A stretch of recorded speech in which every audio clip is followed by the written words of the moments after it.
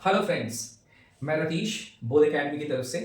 और आज मैं जो डिस्कस करने वाला हूँ वो है ट्रिग्नोमेट्री और इसके एप्लीकेशंस, जिसको कभी कभी हम हाइट्स एंड डिस्टेंसेस भी बोलते हैं। हाइट्स एंड डिस्टेंसेस कहाँ एप्लीकेबल है? जहां पे एक राइट एंगल ट्राइंगल बनता है। Right angle triangle something like this.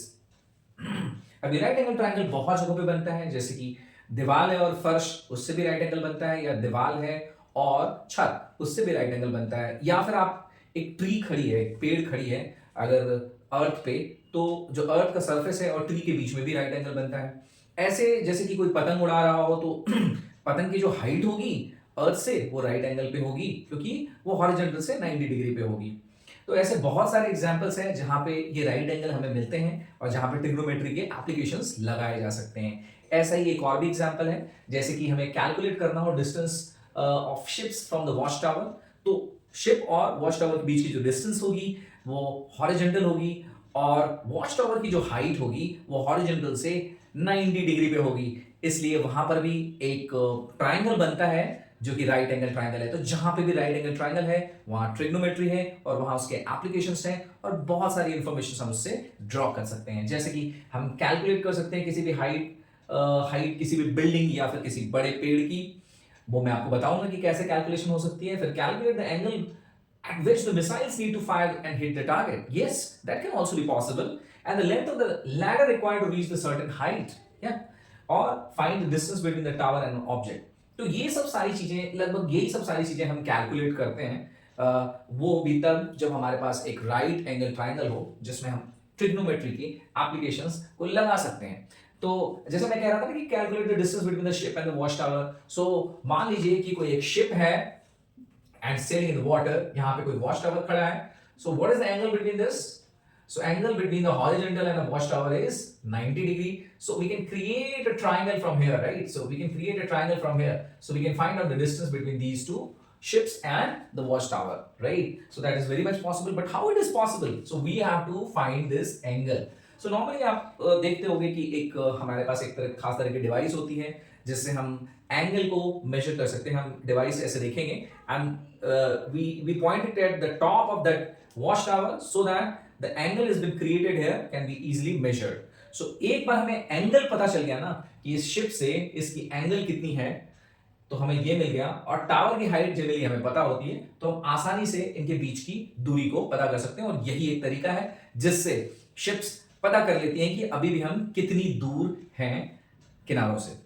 ऐसे ही बहुत सारे और भी कैलकुलेशंस हो सकती हैं। जैसे किसी बिल्डिंग की हाइट नापनी हो तो आप उसके एंगल ऑफ एलिवेशन को ले लीजिए, उसके पास उसके लिए डिवाइसेस होती हैं मौजूद। आप एंगल ऑफ एलिवेशन ले लेंगे और आपको पता है कि आप बिल्डिंग से कितनी दूर खड़े हैं, तो आराम से आप बिल्डिंग की हाइट भी निकाल सकते हैं। ऐसे ही अगर कोई पतंग उड़ा रहा है और पता करना हो कि पतंग की धागे की कितनी लेंथ यूज हो चुकी है, तो वो भी कैलकुलेट किया जा सकता है अगर पतंग की हाइट पता हो और वहां से जहां से हाइट नापी हुई हो वहां से आपकी डिस्टेंस पता हो। तो ऐसे ही आप सीढ़ियों की हाइट आप पता कर सकते हैं। अगर सीढ़ी मैंने यहाँ लगा दी है ऐसे करके, तो सीढ़ी की कितनी हाइट हो सकती है वो भी डिपेंड करता है, वो भी हम निकाल सकते हैं बड़ी आसानी से। तो इस तरह बहुत सारी चीज़ों को भी हम कैलकुलेट कर सकते हैं। तो ये बहुत ही यूजफुल ट्रिग्नोमेट्री बहुत ही यूजफुल है, क्योंकि इसके एप्लीकेशंस बहुत सारे हैं। जहां पर भी राइट एंगल मिलता है वहां पर इसके एप्लीकेशंस हो सकते हैं।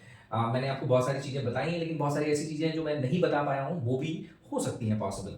तो आइए देखते हैं कि ट्रिग्नोमेट्री में हम कैसे यूज करते हैं। तो ट्रिग्नोमेट्री में आपको पता है एक राइट एंगल ट्राइंगल है, और इसमें साइन, अगर ये एंगल थीटा ले लेते हैं, अगर ये आपको एंगल थीटा पता होता है तो आप साइन थीटा निकाल सकते हैं। यहां पर मैंने हाइट को x से लिखा है और distance the horizontal, right, where the triangle is been form, AC को मैंने y ले लिया है, और B से जो बॉटम ऑफ मान लीजिए अगर ये टावर होता है उसके बॉटम से उस पॉइंट की डिस्टेंस को मैंने x ले लिया है। तो आप आसानी से sin थीटा कैलकुलेट कर सकते हैं, which is nothing but h upon y.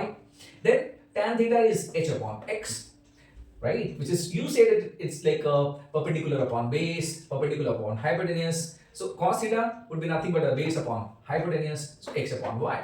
So हम ऐसे करके इन चीजों को कैलकुलेट कर सकते हैं। अगर हमारे पास h और y दे रखा है तो हम थीटा कैलकुलेट कर सकते हैं, अगर हमारे पास x और y दे रखा है तो भी हम थीटा कैलकुलेट कर सकते हैं। Here we go. Yes. और अब ये देखते हैं कि ये क्या होता है। बेसिकली अगर कोई व्यक्ति यहां से देखने की कोशिश कर रहा है इस पॉइंट को, ए से अगर ये सी पॉइंट को देखने की कोशिश कर रहा है तो इसने हॉरिजॉन्टल को यहां से ये पॉइंट ले लिया है एडी, तो एडी उसके लिए हॉरिजॉन्टल होगी। तो ये जो एंगल है ना यहां पर डीएसी, इसी को बोलते हैं एंगल ऑफ डिप्रेशन।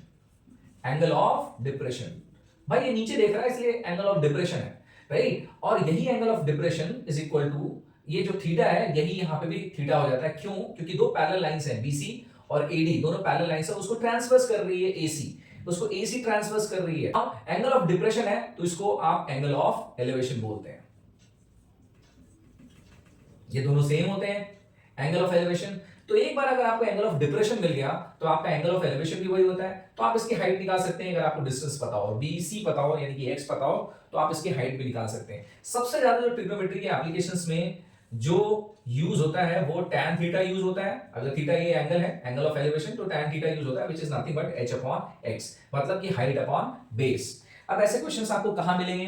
तो आप देखिए जैसे कि ये सनलाइट है, और सनलाइट जैसे भी किसी ऑब्जेक्ट पे पड़ती है, अगर h हाइट के ऑब्जेक्ट है तो उसका शैडो बन जाता है, राइट। अगर उसका ये शैडो बन रहा है, उसकी लेंथ अगर x है तो आप इजीली कैलकुलेट कर सकते हैं। अगर आपको शैडो की लेंथ पता है तो आप उस ऑब्जेक्ट की हाइट पता कर सकते हैं। अगर आपको ऑब्जेक्ट की हाइट पता है तो शैडो की लेंथ पता कर सकते हैं, राइट। अगर दोनों पता है तो आप एंगल ऑफ एलिवेशन पता कर सकते हैं। तो इस तरह हम देखते हैं कि हमें बहुत सारी इसमें हेल्प मिल जाती है, और बहुत सारे क्वेश्चंस हम ट्रिग्नोमेट्री के सॉल्व कर सकते हैं, जिसको हम हाइट्स एंड डिस्टेंस के प्रॉब्लम कहते हैं। हाइट क्यों? क्योंकि हाइट ऑफ द ऑब्जेक्ट, और डिस्टेंस क्यों? क्योंकि जहां पे वो हाइट है ना ऑब्जेक्ट की, जहां बेस है, वहां से जो नियरेस्ट पॉइंट जहां से हम कैलकुलेट कर रहे हैं उसकी डिस्टेंस को हम लोग डिस्टेंस बोलते हैं, इसलिए इसको हाइट्स एंड डिस्टेंस की भी प्रॉब्लम बोलते हैं, और ये बहुत ही हेल्पफुल होता है। तो अभी तक के लिए इतना ही। आगे के पार्ट में हम ये देखेंगे हाइट्स एंड डिस्टेंस की प्रॉब्लम्स को हम कैसे टैकल करते हैं। तब तक के लिए नमस्कार, थैंक यू।